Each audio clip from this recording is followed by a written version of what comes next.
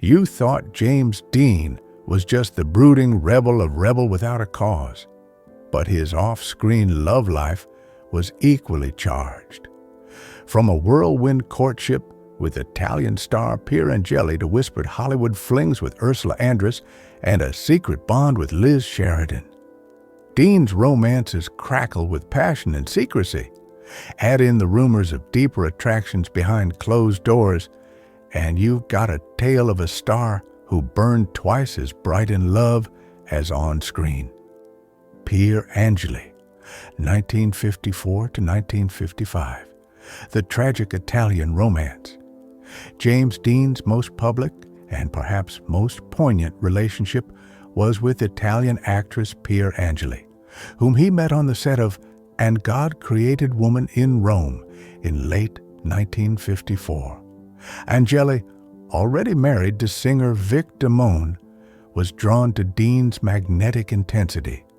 Biographers note their passionate courtship unfolded between location shoots, moonlit dinners at the Villa Borghese, secret walks through Trastevere, and whispered exchanges in Italian that neither fully understood. Dean sent Angeli handwritten letters studded with self-portraits. She later confessed those notes became the greatest treasures of her life. Despite their chemistry, cultural and professional pressures proved insurmountable. Angeli's husband flew to Rome demanding her return. Dean, consumed by career ambitions and growing personal turmoil, couldn't fight the split. By early 1955, their relationship ended, leaving Angeli devastated and Dean heartbroken. She claimed Dean never truly recovered, and his performances in Rebel Without a Cause, 1955, pulse with the ache of lost love. Their romance, abruptly severed by Hollywood's demands and personal insecurities, remains an emblem of fleeting passion, cut short by fate. Ursula Andress, 1955, The Swiss Seduction. In mid-1955, Dean crossed paths with Swiss model-turned-actress Ursula Andress at a Hollywood party, igniting a summer fling that rippled through Tinseltown gossip columns. Dean, off the backlot and riding the wave of his East of Eden success, was captivated by Andress's effortless beauty and European flair. They were spotted smoking cigarettes in secluded gardens of the Bel Air Hotel and sharing clandestine lunches at the Ivy, always careful to avoid paparazzi's lenses. Andress later remarked that Dean possessed an electric vulnerability. He wasn't afraid to show his heart, she said in a 1988 interview. Their romance was brief, less than 3 months, but intense, marked by day trips to Malibu and evening screenings of art films at private screening rooms. Dean gifted Andress a Rolex engraved with his initials. She still treasures it, calling it a piece of stardust. By autumn 1955, their schedules diverged. Andress returned to European projects, and Dean plunged into Rebel Without a Cause. But the affair lingered in both their memories as a luminous, sun-drenched interlude. Liz Sheridan, 1955 to 1956. The long-distance Bond studio files reveal that Dean formed a deep, if discreet, bond with actress Liz Sheridan, then a contract player at Warner Brothers, beginning in late 1955.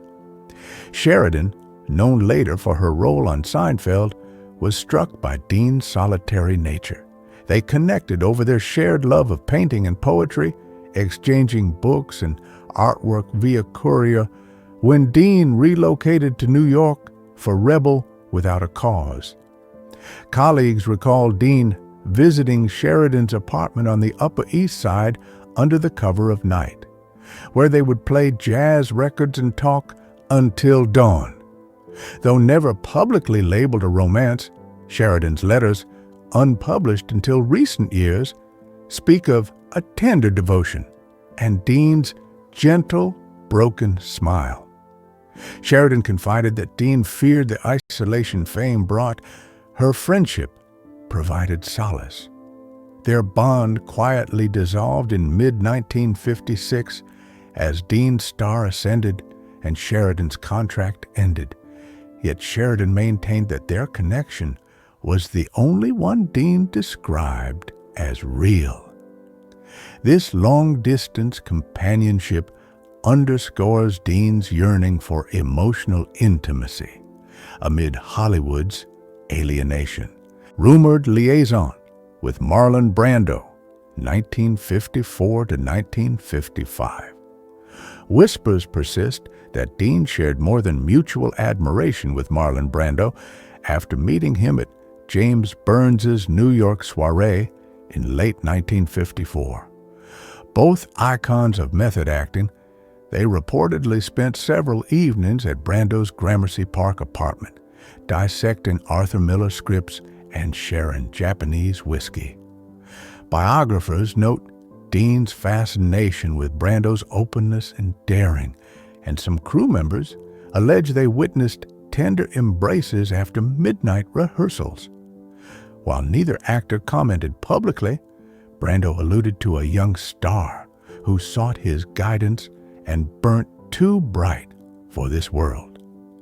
These rumors gained traction when Playboy interviewer Lawrence Grobel published a 1987 oral history in which crew and friends hinted at Dean's experimental side, describing a brief but intense liaison with Brando.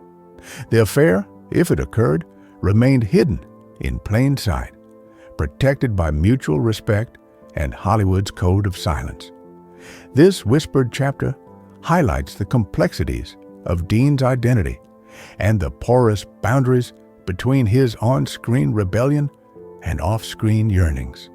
Personal turmoil and final days. Beneath the whirlwind romances lay Dean's profound personal struggles. Raised by his aunt after his mother's mental breakdown, he battled feelings of abandonment and loneliness. His relationships, intense, fleeting, and secret, reflected a lifelong search for belonging. By 1956, Dean's anxiety tightened. He obsessively modified his Porsche 550 Spider, taking it to impromptu races in Salinas under the guise of testing.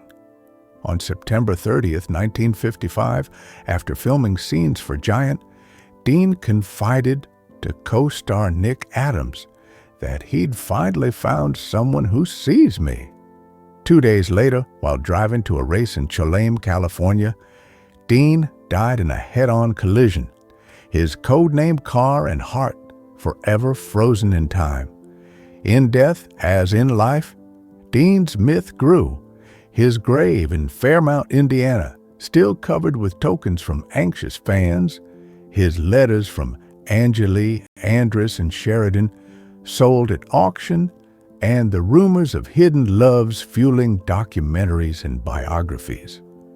James Dean's legacy endures not only in his cinematic defiance, but in the half-spoken confessions of a young man who lived for love's spotlight, even as it burned him alive.